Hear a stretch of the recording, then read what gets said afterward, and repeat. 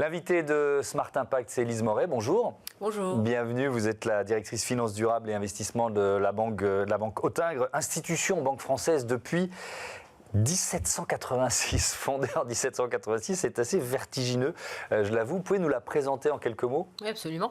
Donc, effectivement, la Banque Autingre, c'est une vieille institution, mais c'est surtout une institution indépendante qui a comme actionnaire majoritaire la famille Autingre, qui évolue autour de différents métiers, dont les fusions-acquisitions, donc la banque d'affaires, la banque privée, bien sûr, et aussi l'asset management.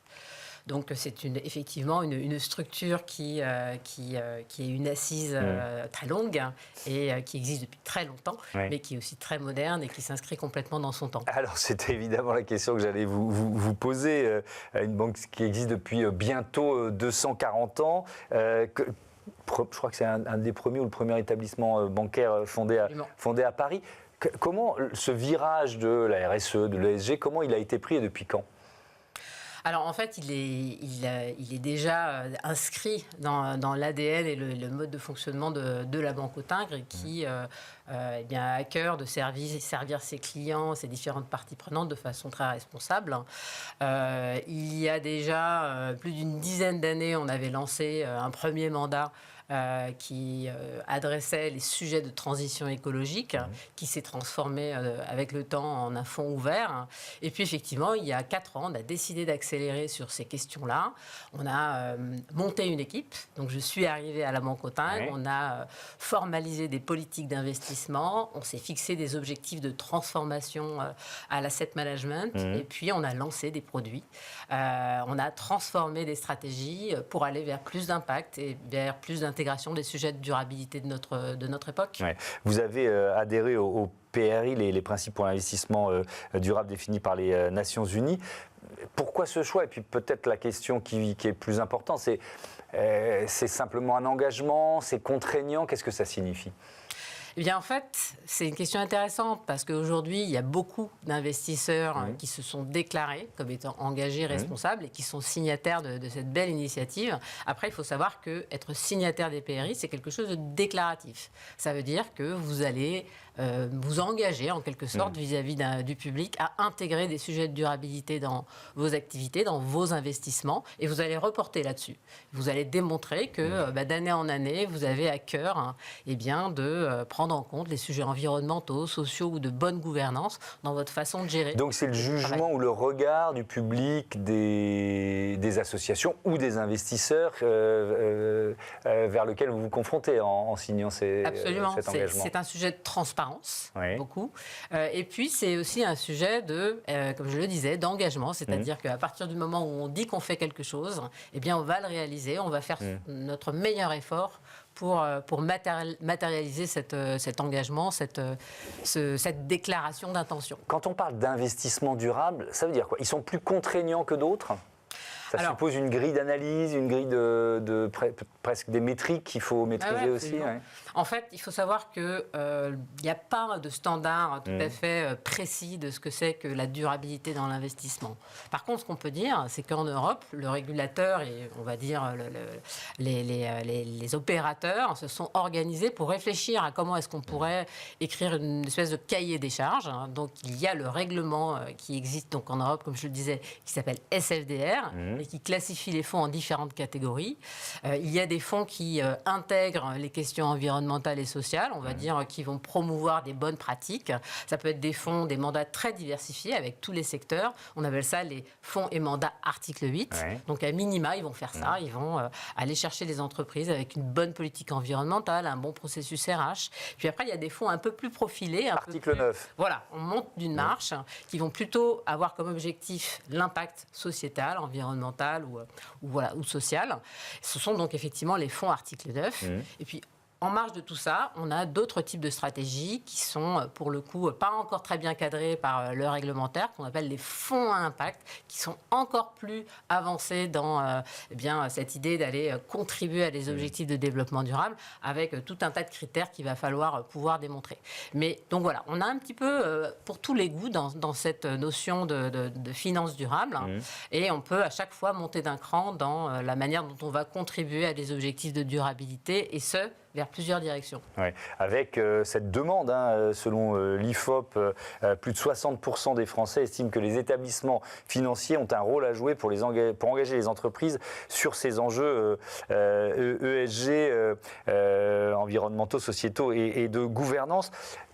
Ces produits bancaires durables que vous allez proposer ou ces investissements sur lesquels vous allez vous concentrer, qui les demande Alors, et est-ce que c'est vraiment une demande? Oui, alors effectivement, c'est intéressant de comprendre la pression de la demande sur ces sujets-là. Donc, il faut savoir qu'en France, la demande pour l'investissement durable, elle a été et elle est toujours largement dominée par ce qu'on appelle les investisseurs institutionnels. Ouais. Donc, les assureurs, les mutuelles, les grands asset owners. Pour autant, et cette enquête le révèle bien, on sait qu'il y a un intérêt fort, très très stable, donc les 60% dont vous parliez, au travers donc, des investisseurs dits individuels, pour plus d'impact et plus de sens dans leur placement, dans leur épargne. Donc c'est vrai pour les épargnants au sens large, c'est encore plus vrai pour les grandes fortunes, les high net worth individuels, qui sont pour le coup donc un type d'investisseur qui s'adresse beaucoup aux banques privées comme la Banque au Tigre. Ouais. Et voilà, on sait qu'il y a une forte attente. Il y a une autre enquête qui est menée par Capgemini et qui récemment démontrait que voilà, on avait plus de 50% de ces grandes fortunes qui avaient à cœur de donner du sens à leur patrimoine, à leur richesse, et voilà, qui acceptaient en fait de rentrer dans éventuellement les compromis, si toutefois il y en a, de la finance durable pour générer plus d'impact. Oui. Donc, la demande, elle est non seulement sur l'institutionnel, mais aussi sur les investisseurs plus individuels, qu'on appelle le retail. Oui, c'est une question qu'on doit vous poser à peu près tous les jours. Est-ce que on est durable et rentable? C'est-à-dire que est-ce qu'on doit sacrifier un peu de rentabilité pour placer son argent dans ces fonds article 9, par exemple? Oui, alors c'est vrai que le fait qu'on ait à disposition différents types de stratégies, il faut avoir en tête que, comme je vous l'ai expliqué, il y a des stratégies qui peuvent être très diversifiées, tous les secteurs sont représentés, donc des fonds article 8 sont massivement représentés par ça, et puis des fonds plus profilés où on va investir que dans quelques secteurs. Pour autant, si éventuellement il y a une perte en diversification liée au fait qu'on va aller vers plus d'impact, il faut avoir en tête que sous tous ces sujets de durabilité, je pense notamment au climat, mais il y en a d'autres, le capital humain, les questions de chaîne de l'offre, eh bien, ce sont des sujets qui sont très très matériels d'un point de vue financier. C'est-à-dire que si vous n'intégrez pas ces sujets éventuellement de perte de valeur dès lors qu'on ne fait pas bien sa transition quand on est dans un secteur à fort enjeu sur l'énergie ou sur le climat, eh bien, il va y avoir un impact réel sur la valeur d'actifs de votre portefeuille. Et en tant que banque, puisque c'est aussi le périmètre qui nous intéresse, vous avez un devoir fiduciaire vis-à-vis de vos clients. Et vous devez intégrer tous les risques, toutes les opportunités qui sont censées avoir un impact sur la valeur. Donc, pour répondre à votre question, oui, il y a un lien entre la durabilité et la rentabilité, probablement sur un temps long, mais ce lien, il est là. Et c'est ce qu'on cherche aussi à capturer. Ouais. Avec une demande qui est peut-être, alors j'espère que vous allez me répondre non, mais qui est peut-être moins forte avec ce climat de backlash, de retour en arrière, à la fois aux États-Unis, à la fois en Europe avec les dernières élections européennes. Est-ce que finalement, moi j'entends j'ai pas mal d'invités ici qui disent « Ah, nous on a des clients, on a des chefs d'entreprise qui disent « Oh, bon, la mode est passée, on fait autre chose ». Est-ce que vous entendez ça, vous aussi ?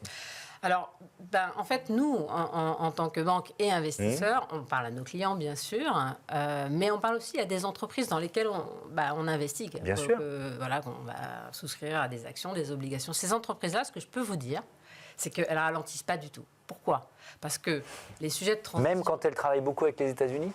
Alors, bien sûr, il va y avoir un sujet, on va dire, de questionnement.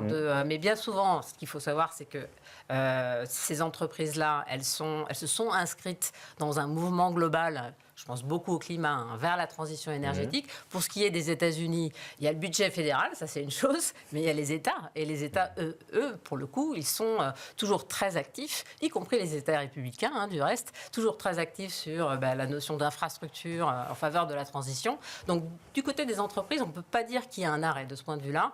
C'est enclenché, elles sont dessus, elles comprennent bien qu'elles ont tout intérêt à faire cette transition parce que tout simplement ça va leur apporter des opportunités et potentiellement aussi leur permettre de mitiguer certains risques.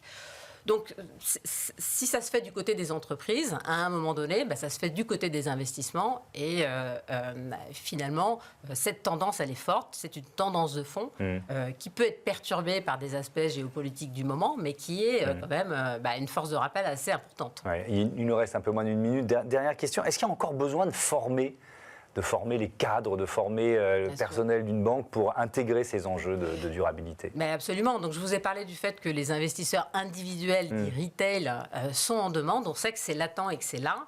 La première barrière, en fait, à ce qu'on intègre l'ESG et on vende davantage de produits financiers ESG ou à impact, on les distribue davantage et donc on route les investissements vers ça. La première barrière, c'est le conseiller financier.